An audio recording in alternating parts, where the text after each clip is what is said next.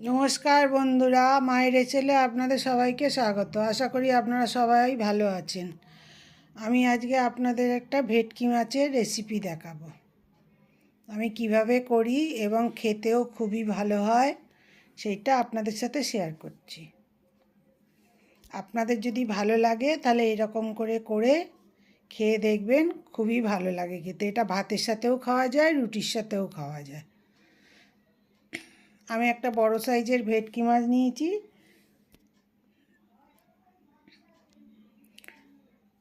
তা আমি 3 পিস রান্না করব, লেজা, মুড়ো আর একটা পেটি। কেন একসাথে বেশি রান্না করলে খাবার লোক নেই আমার অত।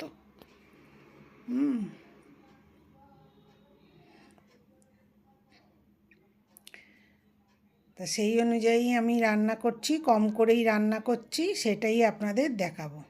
আমি আগে মাছগুলো ভালো করে ভেজে নেব। কড়াইয়ে খানিকটা তেল দিয়েছি, তেলটা গরম হয়ে গেলেও আমি এবার এক এক করে মাছগুলো ভেজে নেব। বেশ লাল করে মুড়োটা ভাজা হয়ে গেছে, মাছের মাথাটা। এবার লেজাটা আর পেটিটাও এরকম লাল করে ভেজে নেব।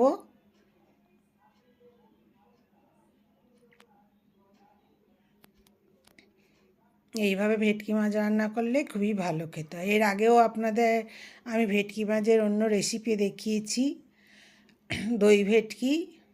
যদি না দেখে থাকেন তাহলে দেখতে পারেন, আমার চ্যানেলে আছে দই ভেটকি ভিডিও দেয়া।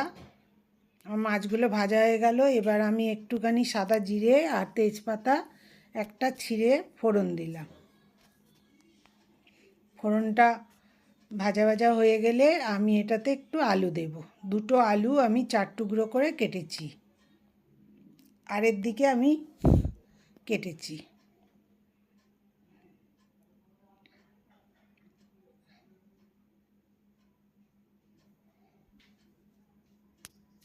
আমি ভেটকি মাছের কালিয়া বানাবো আলু দিয়ে। আমি একটা পেঁয়াজও কুচি করে কেটে দিয়েছি। আলুগুলো একটু ভাজা ভাজা হয়ে গেছে। এবার আমি তার মধ্যে, যাতে সহজেই তাড়াতাড়ি হয় সেইভাবেই দেখাচ্ছি, আলাদা করে আর আমি আলু তুলে রাখিনি ভেজে। আমি আলুর ওপরই, আলুগুলো ভাজা হয়ে গেল, তার উপরই আমি পেঁয়াজ দিলাম। দিয়ে পেঁয়াজটাও একটু ভাজা ভাজা হয়ে যাবে, তারপরে আমি একে একে মশলাগুলো দেব।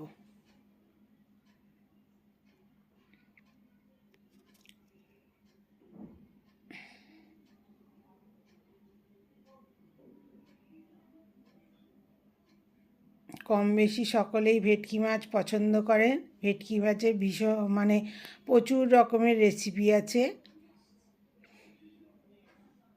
দেখুন, আলু পেঁয়াজটা বেশ লাল লাল করে ভাজা হয়ে গেলে এবার আমি একটা টমেটো কুচো কুচো করে কেটে নিয়েছি, সেটা ওর মধ্যে দিয়ে দিচ্ছি। দিয়ে এবার স্বাদ মতো লবণটা আমি দিয়ে দেবো, তাহলে টমেটোটা নরম হয়ে যাবে। আলাদা করে আমি আর পিউরি করিনি। এরম করে নাড়তে নাড়তেই আলুও সেদ্ধ হয়ে যায়, টমেটোও গলে যায়, পেঁয়াজও মাখা মাখা হয়ে যাবে একদম। এবার আমি একে একে এগুলো মশলাগুলো দেব। আমি অল্প হলুদ দিলাম,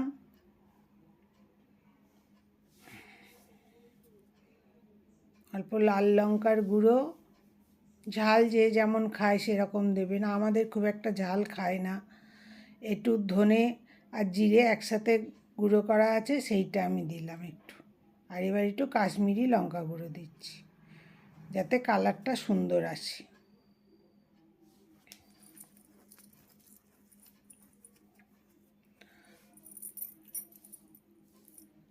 দিয়ে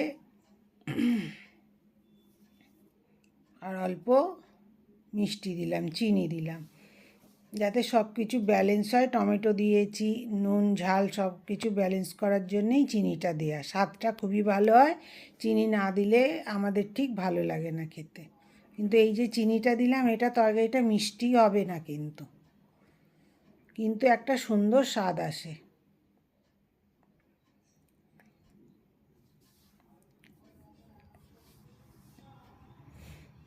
আর হাফ চামচ আমি আদা রসুন বাটাটা দিলাম।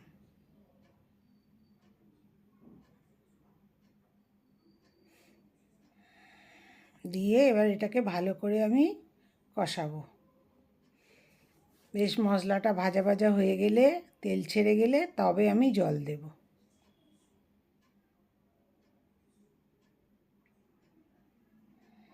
দেখুন মশলাটা প্রায় ভাজা ভাজা হয়েই এসেছে। আমি অল্প একটু কষানোর সময় ঘি দিলাম।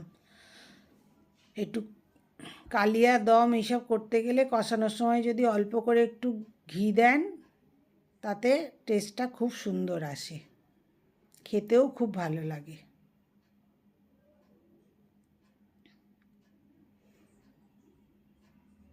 এরকম করে কষিয়ে করলে বেশি জলও দিতে লাগে না। এর মধ্যে আলু মশলা সব দেখুন, টমেটো পুরো গলে গেছে, পেঁয়াজ টমেটো সব গলে গেছে, আলুও নরম হয়ে গেছে। আর তরকারিতে সবসময় একটু জলটা গরম করে দিলে তাতে ভালো হবে। আমি জলটা গরম করে নিয়েছি, নিয়ে আমি এবারেতে দিয়ে দিলাম। এটাতে তো খুব বেশি জল লাগবে না, যতটুকুনি প্রয়োজন ততটুকুনি আমি জল দিলাম।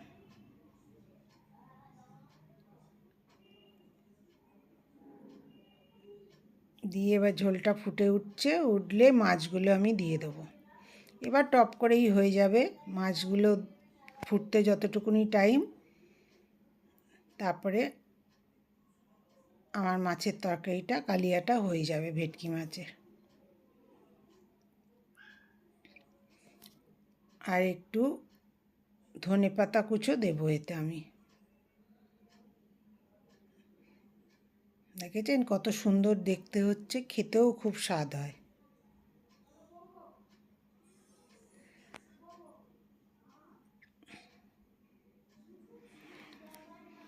একটু ধনেপাতা কুচি দিয়ে দিলাম, দিয়ে আমি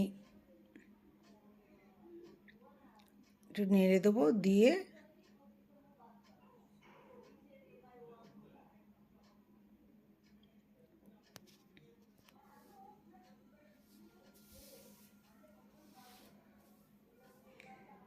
আর অল্প একটুখানি আমি শাহি গরম মশলা দিলাম।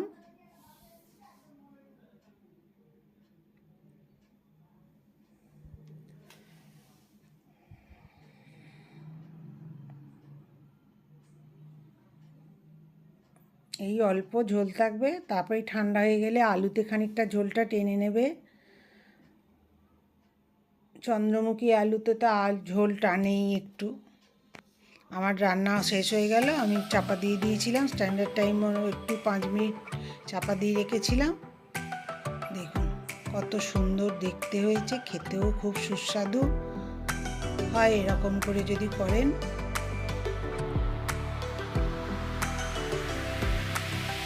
যারা আমার চ্যানেলটা এখনও সাবস্ক্রাইব করেনি প্লিজ আমার চ্যানেলটা সাবস্ক্রাইব করে দেবেন, আর পাশে বেল আইকনটা টিপে দেবেন যাতে আমি নতুন ভিডিও দিলে আপনাদের কাছে নোটিফিকেশান চলে যায়। সকল বন্ধু আমার সাথে থাকবে। ধন্যবাদ, সকলে ভালো থাকবে।